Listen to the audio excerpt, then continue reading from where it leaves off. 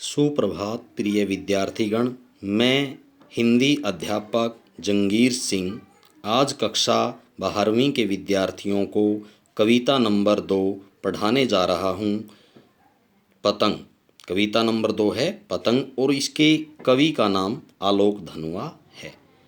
इनका जन्म सन 1948 ईस्वी में बिहार राज्य के मुंगेर जिले में हुआ।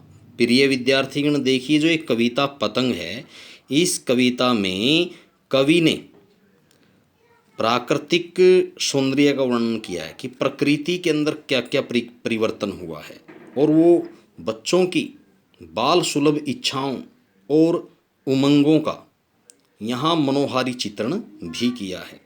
तो प्रिय विद्यार्थीगण, देखते हैं इस कविता के माध्यम से। कविता का जो पहला पद है वो इस प्रकार है।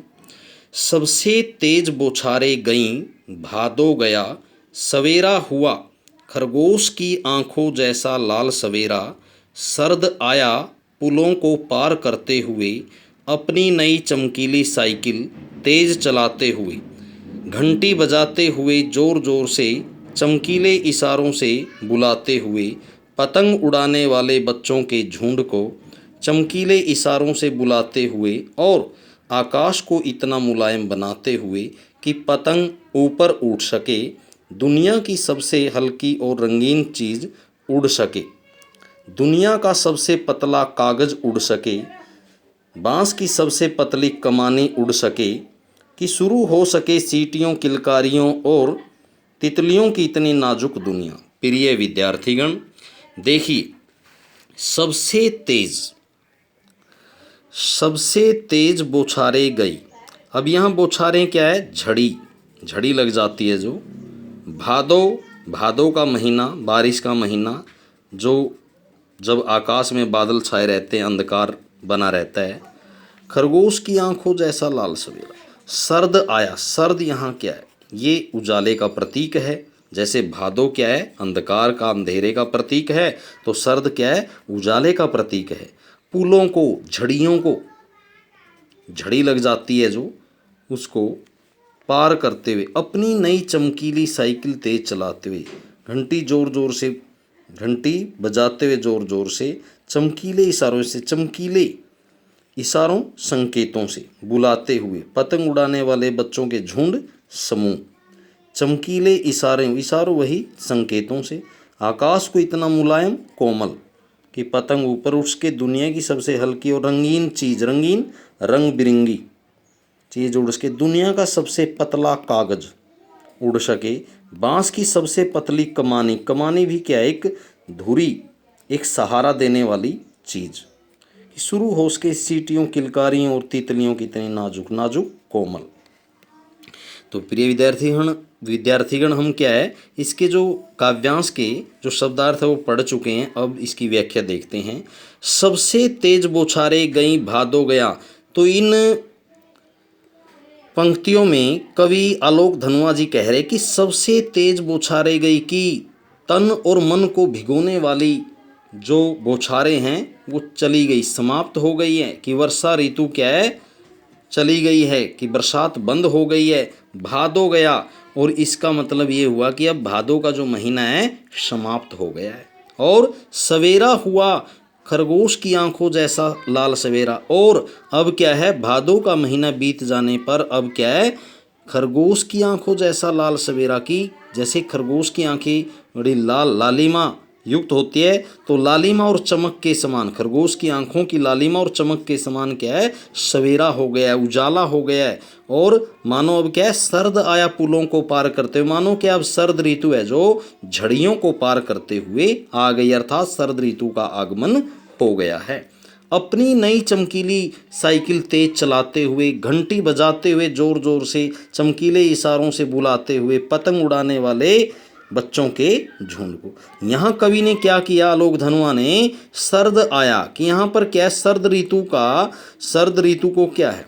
यहाँ सर्द ऋतु का मानवीकरण करते हुए, एक मनुष्य की तरह यहाँ क्रियाएं करते हुए दिखलाया गया कि सर्द ऋतु है ना, झड़ियों को पार करते हुए आ गया है, उसका आगमन हो गया है। और मानो वो अपनी चमकीली साइकिल तेज चलाते हुए और ये पतंग उड़ाने वाले बच्चों के झुंड को मानो क्या है, चमकीले और मधुर इशारों से वो तेज तेज घंटी बजाते हुए जोर जोर से उनको आमंत्रित कर रहा है कि वो आकर के पतंग उड़ाए। कहने का मतलब क्या है, ये जो शरद ऋतु है इसमें वातावरण है जो इतना साफ हो जाता है, इतना स्वच्छ हो जाता है कि मानो पतंगबाजी का जो समय है वो बच्चों के लिए आ जाता है।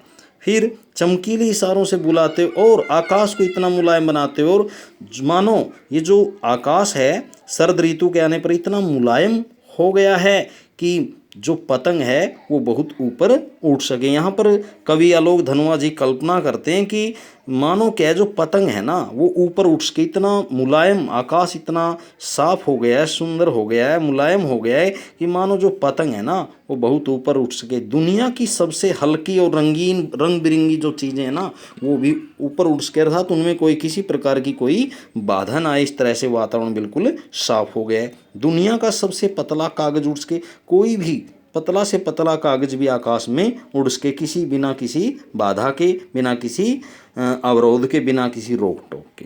बांस की सबसे पतली कमाने उड़ सके, कि बांस की सबसे पतली कमाने की जो पतंग के अंदर, पतंग उड़ाते हैं बच्चे और पतंग के अंदर जो बांस की पतली कमानी या छड़ी लगी होती है कि वो भी आकाश में उड़ सके।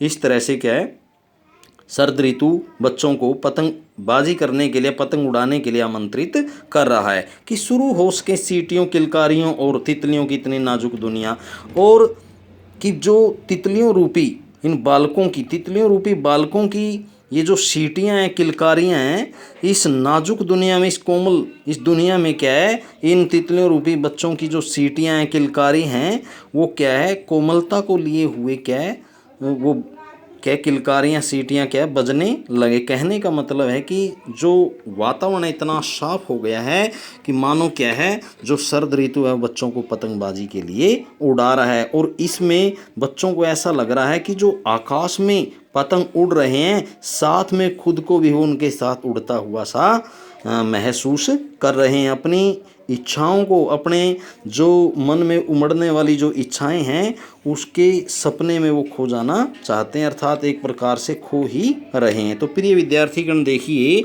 इस कविता के अंदर क्या है, इसके अंदर अनुप्रास अलंकार भी है, पदमैत्री अलंकार भी है इसमें, और आँखों, खरगोश की आँखों जैसा, जैसा यहाँ क्या है उपमा अलंकार भी है यहाँ, और जोर जोर से पुनरुक्ति प्रकाश अलंकार है इसमें विद्यार्थीगण, पुनरुक्ति प्रकाश अलंकार।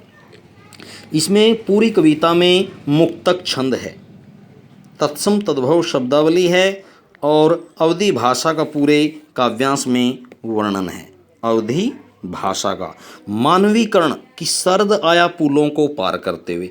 अब शरद ऋतु है जो उसका मनुष्य की तरह वर्णन किया गया है तो यहाँ पर मानवीकरण अलंकार हो जाता है। और प्रिय विद्यार्थीगण देखिए इसके अंदर क्या है, इसके अंदर जैसे कि हम देखते हैं कि पुलों को पार करते हुए पै की आवृत्ति के कारण अनुप्रास अलंकार हो जाता है।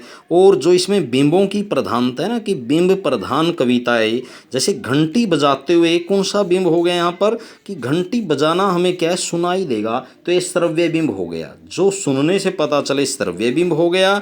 और अपनी और चमकीले इशारों से बुलाते हुए बुलाना है तो, या फिर शरद आया पुलों को पार करते हुए, पुलों को पार करते हुए हमें क्या दिखाई देगा तो ये क्या है दृश्य बिंब हो गया। और सबसे तेज बौछारे बौछारे जो वर्षा की जो बूंदें हैं वो दिखाई देती हैं तो दृश्य बिंब हो गया। तो इस तरह से क्या है कहीं पर दृश्य बिंब है, कहीं पर श्रव्य बिंब है। और आकाश को इतना मुलायम का पता कब चलेगा जब हम स्पर्श करेंगे तो ये स्पर्श बिंब हो जाता है। तो प्रिय विद्यार्थीगण देखिए पूरी कविता में बिंबों की प्रधानता है तो ये बिंब प्रधान कविता है। इसके अंदर कवि ने क्या है मुक्तक छंद का उचित जो प्रयोग किया है और इस तरह से जो इसका जो काव्य सौंदर्य है वो अच्छी तरह से उमड़ गया। प्रिय विद्यार्थियों आशा करता हूँ कि सभी इस कविता का जो ये पद पहला है इसको अच्छी तरह से समझेंगे, बार बार इसकी वीडियो को देखेंगे और अपनी कॉपी को साफ सुंदर राइटिंग में प्रिपेयर करेंगे। और साथ में क्या है इसका जो दूसरा पद है वो कल पढ़ेंगे।